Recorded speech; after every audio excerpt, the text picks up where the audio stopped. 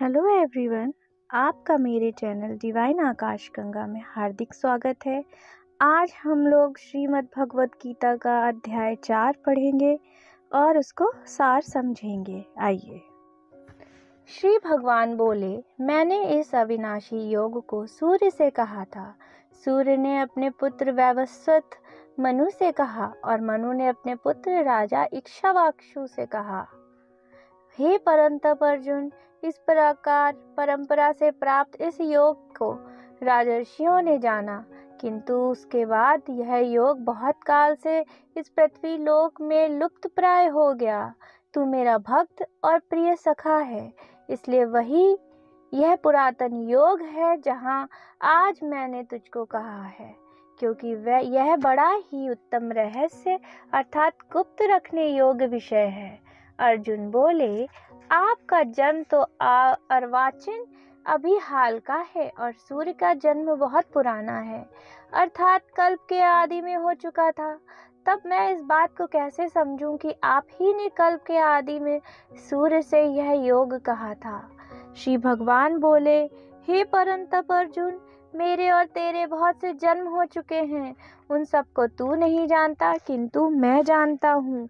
मैं अजन्मा और अविनाशी स्वरूप होते हुए भी तथा समस्त प्राणियों का ईश्वर होते हुए भी अपनी प्रकृति को अधीन करके अपनी योग माया से प्रकट होता हूँ। हे भारत, जब जब धर्म की हानि और अधर्म की वृद्धि होती है, तब तब ही मैं अपने रूप को रचता हूँ, अर्थात साकार रूप से लोगों के सम्मुख प्रकट होता हूँ।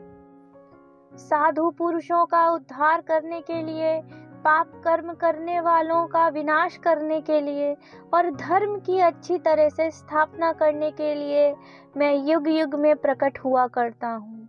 हे अर्जुन, मेरे और कर्म दिव्य अर्थात निर्मल और अलौकिक हैं।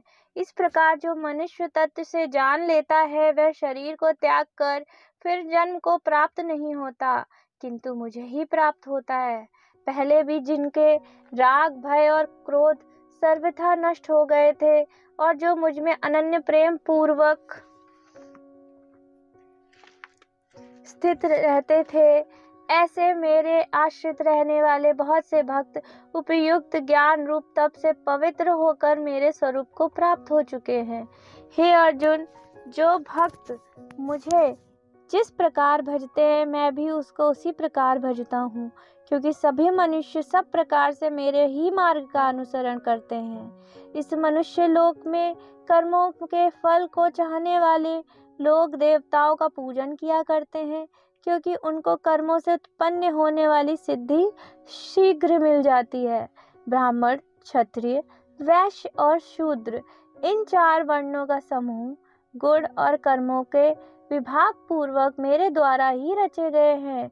इस प्रकार उस सृष्टि रचनादि कर्म का कर्ता होने पर भी मुझ अविनाशी परमेश्वर को तू वास्तव में अकर्ता ही जान। कर्मों के फल में मेरी स्पृहा नहीं है, इसलिए मुझे कर्म लिप्त नहीं करते। इस प्रकार जो मुझसे तत्व ज्ञान लेता है, वह भी कर्मों से नहीं बंधता। पूर्व काल में मुमुक्षुओं ने भी इस प्रकार जानकर ही कर्म किए हैं, इसलिए तू भी पूर्वजों द्वारा सदा से किए जाने वाले कर्मों को ही कर। कर्म क्या है और अकर्म क्या है, इस प्रकार इसका निर्णय करने में बुद्धिमान पुरुष भी मोहित हो जाते हैं। इसलिए वह कर्म तत्व में मुझे भली भांति समझाकर कहूँगा, जिसे जानकर तू अशुभ से अर्थात कर्म बंधन से मुक्त हो जाएगा। कर्म का स्वरूप भी जानना चाहिए और अकर्म का स्वरूप भी जानना चाहिए तथा विकर्म का स्वरूप भी जानना चाहिए, क्योंकि कर्म की गति गहन है। जो मनुष्य कर्म में अकर्म देखता है और जो अकर्म में कर्म देखता है, वह मनुष्यों में बुद्धिमान है और वह योगी समस्त कर्मों को करने वाला है। जिसके संपूर्ण शास्त्र संपत्त कर्म बिना कामना और संकल्प के होते हैं तथा जिसके समस्त कर्म और ज्ञान रूप अग्नि के द्वारा भस्म हो गए हैं, उस महापुरुष ज्ञानी जन को भी पंडित कहते हैं। जो पुरुष समस्त कर्मों और उनके फल में आसक्ति का सर्वथा त्याग करके संसार के आश्रय में रहित हो जाए और परमात्मा में नित्य तृप्त हो जाए, वह कर्मों में भली भांति बरतता हुआ भी वास्तव में कुछ भी नहीं करता, जिसका अंतःकरण और इंद्रियों के सहित शरीर जीता हुआ है, जिसने समस्त भोगों को सामग्री का परित्याग कर दिया है, ऐसा आशा रहित पुरुष केवल शरीर संबंधी कर्म करता हुआ भी पापों को नहीं प्राप्त होता, जो बिना इच्छा के अपने आप प्राप्त हुए पदार्थ में सदा संतुष्ट रहता है, जिसके ईर्ष्या का सर्वथा अभाव हो गया हो, जो हर्ष शोक आदि द्वंद्वों से सर्वथा अतीत हो गया है, ऐसा सिद्ध और असिद्ध में सम रहने वाला कर्म योगी कर्म करता हुआ भी उनसे नहीं बंधता, जिसकी आसक्ति सर्वथा नष्ट हो गई है, जो देहाभिमान और ममता से रहित हो गया है, जिसका चित्त निरंतर परमात्मा ने ज्ञान में स्थित रहता है, ऐसा केवल यज्ञ संपादन के लिए कर्म करने वाला मनुष्य संपूर्ण कर्म भली भांति विलीन हो जाते हैं। जिस यज्ञ में अर्पण अर्थात स्त्रुवा आदि भी ब्रह्म है और हवन किए जाने योग्य द्रव्य भी ब्रह्म है तथा ब्रह्म रूप कर्ता के द्वारा ब्रह्म रूप अग्नि में आहुति देना रूप क्रिया भी ब्रह्म है, उस ब्रह्म में स्थित रहने वाला योगी द्वारा प्राप्त किए ज्ञान जाने योग्य फल भी ब्रह्म ही है। दूसरे योगी जन देवताओं के पूजन रूप यज्ञ का ही भली भांति अनुष्ठान किया करते हैं और अन्य योगी जन पर ब्रह्म परमात्मा रूप अग्नि में अभेद दर्शन रूप यज्ञ के द्वारा ही आत्म रूप यज्ञ का हवन किया करते हैं। अन्य योगी जन स्रोत आदि समस्त इंद्रियों को संयम रूप से अग्नियों में हवन किया करते हैं और दूसरे योगी लोग शब्द आदि समस्त विषयों को इंद्रिय रूप अग्नियों रूप में हवन किया करते हैं। दूसरे योगी जन इंद्रियों की संपूर्ण क्रियाओं को और प्राणों की समस्त क्रियाओं को ज्ञान से प्रकाशित आत्म संयम योग रूप अग्नि में हवन किया करते हैं। कई पुरुष द्रव्य संबंधी यज्ञ करने वाले हैं, कितने ही तपस्या रूप यज्ञ करने वाले हैं तथा दूसरे कितने ही योग रूप यज्ञ करने वाले हैं और कितने ही अहिंसादि तीक्ष्ण व्रतों से युक्त यत्नशील पुरुष स्वाध्याय रूप ज्ञान यज्ञ करने वाले हैं।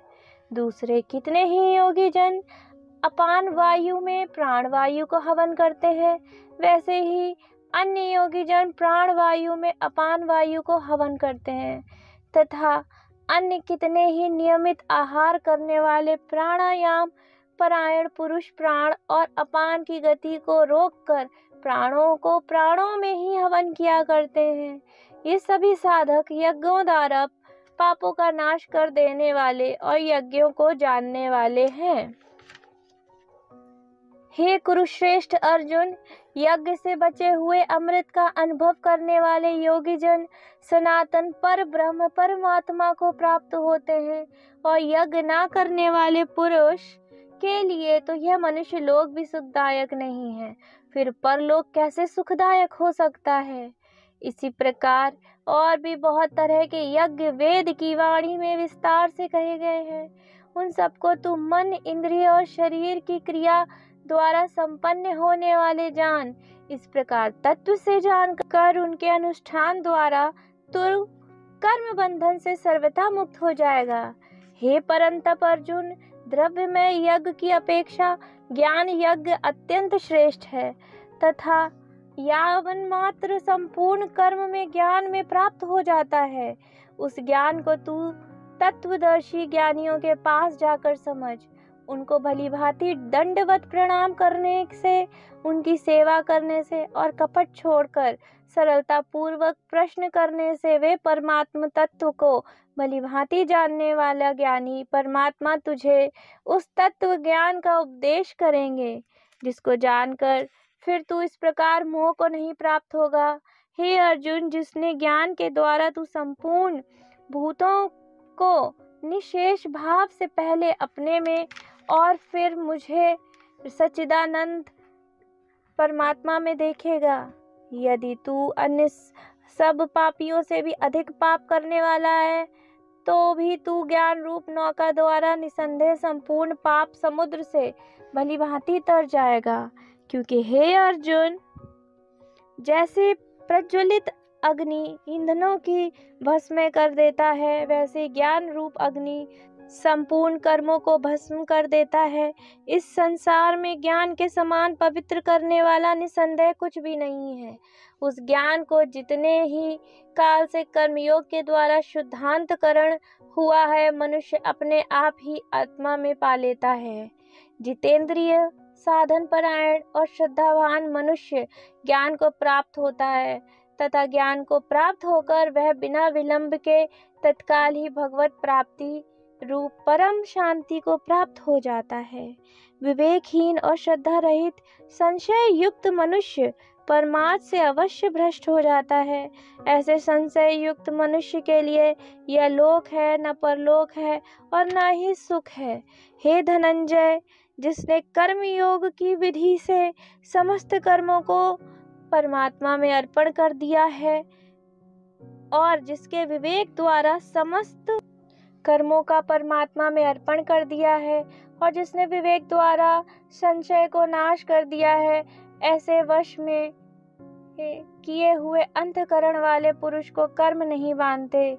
इसलिए हे भरतवंशी अर्जुन, तू हृदय में स्थित इस अज्ञान जनित अपने संशय का विवेक ज्ञान रूप तलवार द्वारा छेदन करके समत्व रूप कर्म योग में स्थिर हो जा और युद्ध के लिए खड़ा हो जा। इति श्री अध्याय 4 समाप्त। अगर आपको ये अच्छा लगा हो तो मेरे चैनल को लाइक करें, शेयर करें, सब्सक्राइब करें। कृष्ण जी आप पर सदा अपनी कृपा बनाए रखें। जय श्री कृष्ण। धन्यवाद।